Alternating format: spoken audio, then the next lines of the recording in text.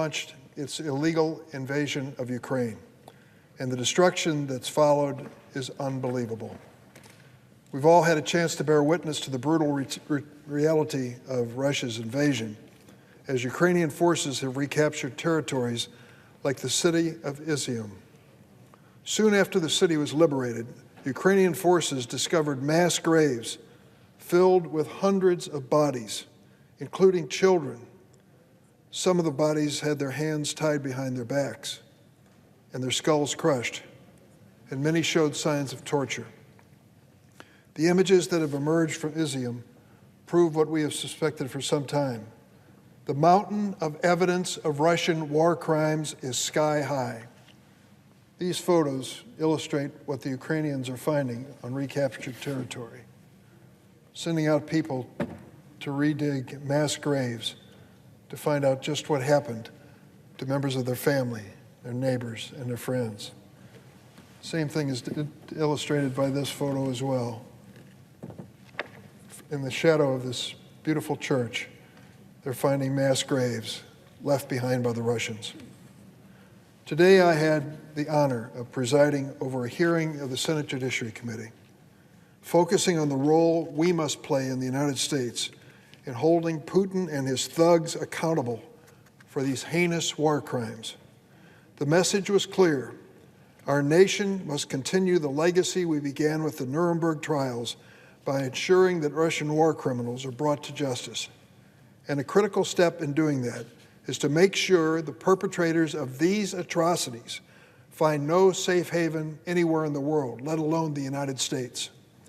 That's why I've introduced the Justice for Victims of War Crimes Act with the ranking Republican member, Senator Grassley. It closes a shameful loophole in American law that has allowed war criminals to escape justice. Our legislation updates the War Crimes Act, so foreign war criminals who try to flee to America can be prosecuted, even years after their crimes were committed. It's only a starting point, and I hope we can build on it to finally enact a law in this country prohibiting crimes against humanity. This is an opportunity to send a clear signal to war criminals like those in Russia today who systematically attack civilians. America is going to hold you accountable for your crimes. And, Madam President, on a related topic, at our brightest moments, America has not only held war criminals and tyrants accountable, we have also provided refuge to their victims. Many of us in Congress can attest to that fact. In fact, it's exactly how my family arrived in this country. Back in 1911, my grandmother left Lithuania in search of freedom.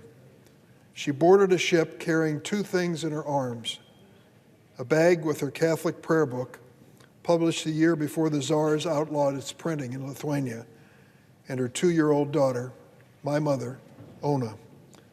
The moment my grandmother stepped foot on American soil, her life changed. From that moment on, she and my mother were protected by an incredible shield, the United States Constitution, along with the rights and protections it guarantees. But for Lithuanians, securing those same rights have not been so easy. The country struggled under Soviet occupation for nearly 50 years. And even after the Lithuanian people reclaimed independence in 1990, their liberty wasn't guaranteed.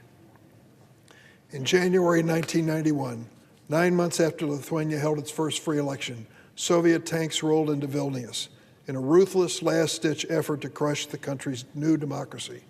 13 Lithuanian martyrs were killed that day. I would like to think it was the sacrifice of those 13 Lithuanians and millions who also suffered under communism that inspired the current governor of Florida to establish a new holiday earlier this year. It was entitled Victims of Communism Day. In his own words, Governor DeSantis created this holiday with the goal of, quote, honoring the people that have fallen victim to communist regimes.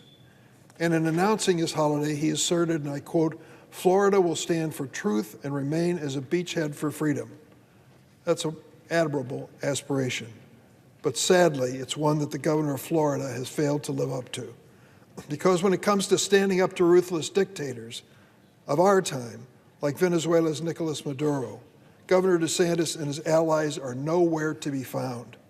Instead of offering safe harbor to the victims of Maduro's regime, these very same governors have chosen to abandon and abuse their families. This is no way to honor the victims of communism and political repression. It is a cowardly failure of leadership that violates our nation's basic values. When news first broke that Governors Abbott of Texas and DeSantis of Florida were using refugee families fleeing desperate conditions in Venezuela as political pawns, I couldn't help but wonder, what if it were my own family? The families fleeing Venezuela are seeking refuge from the same menace that the victims of communists faced decades ago: political persecution, state-sanctioned violence. Under Nicolas Maduro, Venezuela has been reduced to a failed criminal state awash in human misery. It's so dangerous, the State Department warns Americans to avoid traveling to that country. And the people of Venezuela suffer every day under rampant corruption, human rights violations, hunger, criminal mismanagement. I saw it for myself when I visited Venezuela just a few years ago, just before Maduro's latest sham election. Since then, things have grown worse. Hospitals are devoid of basic medical supplies. Kids and parents are too hungry to go to school or work.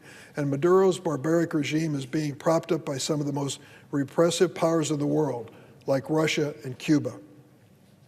A recent United Nations report found that Maduro and his cronies have been systematically repressing Venezuelans and even gruesomely torturing their political opponents. These horrors have driven nearly 7 million Venezuelans to leave that country in desperation and fear. To put that in perspective, that's more than the number of Syrian refugees and nearly equal to the number of Ukrainian refugees fleeing active wars in those countries. So despite what some Republicans have claimed, the families fleeing Venezuela are not illegals or invaders. They're victims of the same ruthless tactics that once defined the Soviet Union. But instead of helping these families, Governor DeSantis and Governor Abbott declare holidays and have chosen to exploit their fear and confusion. I met with a few of the families who were unwittingly placed on migrant buses to Chicago by Governor Abbott of Texas a few weeks ago. One of the people I met was named Carlos. He and his wife and 2 little girls were sitting at a table, and we were able to talk to them for about a half an hour and ask questions. Carlos was a hard worker in Venezuela, but the country's political and economic crisis was so severe, his job couldn't keep food on the table. His family was on the brink of starvation.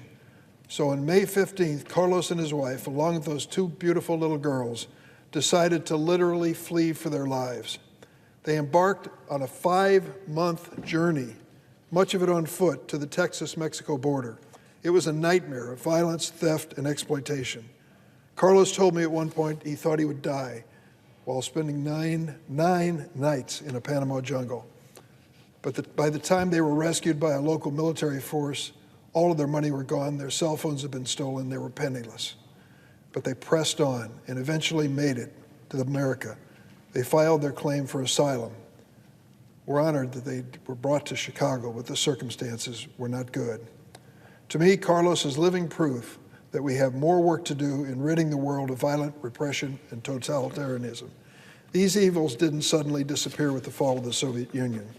And I actually share the Florida governor's belief that America has a responsibility to stand in contrast to dictators like Maduro and Putin by actually defending truth and freedom. But that responsibility is far bigger than declaring a holiday, because it's one thing to speak out against the evils of communism or voice opposition to Maduro, but talk is cheap. The real test for our values begins when the victims of tyrants like Maduro arrive at our doorstep in search of freedom. And I'm sad to say Governor Ron DeSantis and Greg Abbott have literally failed that test. And to add insult to injury, these governors not only refused to help these families fleeing Venezuela, they wasted taxpayers' dollars on a political stunt that only made the problem worse and made us as a nation look weak, to some of the world look cruel. Here's the reality. The most powerful way to stand up against dictators like Maduro is by honoring America's legacy as a beacon of freedom. That means coming to the aid of families like Carlos, families that are applying for asylum the right way and seeking a fair shot in America, like our own families once did. In fact, we need workers. We have 11 million unfilled jobs in this nation and 5 million unemployed Americans. Let's put young, able-bodied people like Carlos to work in jobs that Americans don't want. Let's get them on the books and give them their fair shot so they can finally enjoy security and safety for their families that was denied to them in their home countries. They'll contribute to a better America. Time and again, immigrants have shown us that they rise to the occasion, work harder than most, and achieve things unimaginable. They can do it again, and they will. Let's prove that America was and is better than the cold iron fist of authoritarianism. Madam President, I yield the floor.